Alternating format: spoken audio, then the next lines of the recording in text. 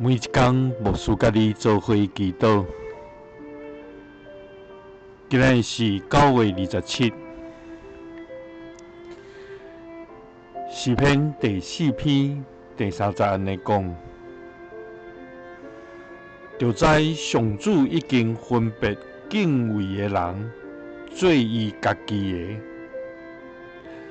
我求告上主，伊会听我的声。三甲来祈祷，为听阮的声的天父，阮感谢你。主啊，你是当以色列百姓伫埃及受苦，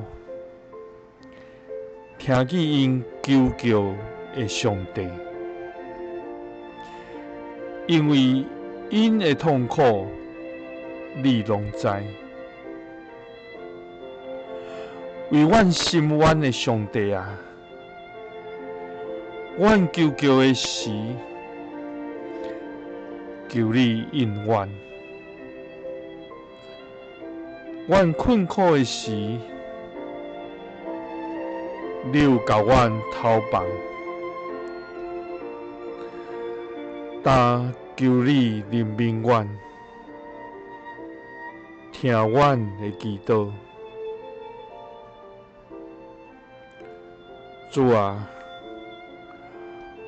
阮亲像伫埃及受苦的百姓，伫生活中间来受折磨，伫艰难中来受苦楚，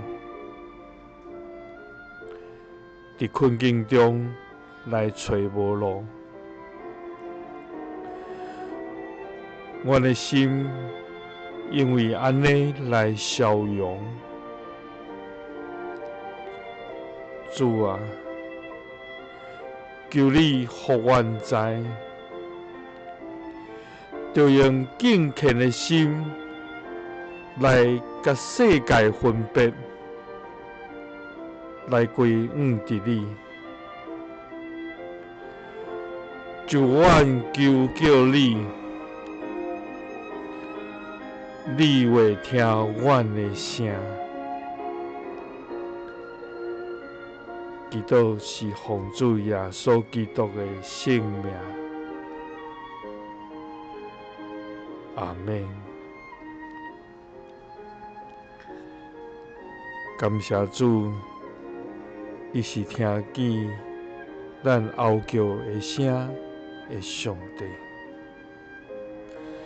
求主帮咱，互咱会通用敬虔的心来敬畏咱的上帝。耶稣听你，赐你平安。